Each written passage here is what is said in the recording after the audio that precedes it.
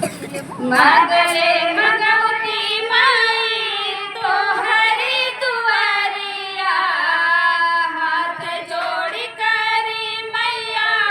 तो हंसी बिनतिया मागले मगवती माई तो हंसी दुआरिया हाथ जोड़ी करी मैया तो हंसी बिनतिया लगी जाते हमारो नौकरिया आपकी महीनावा में अरे लगी जाते सैया के नौकरिया आपकी महीनावा में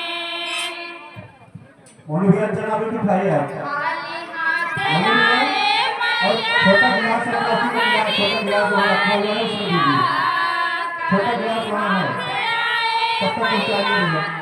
पानी पिलाइए सबको। दुआरिया पूजवा में नाही बड़े ये कहू समानिया खाली हाथ आए मैया तोहरी दुआरिया पूजवा में नाही बड़े ये कहू समानिया फेर दे तू हमरा पे नजरिया आजू गाड़े दिनावा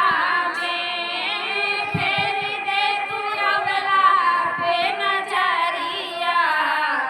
आजू गाड़े दिनावा में मांगले मगवती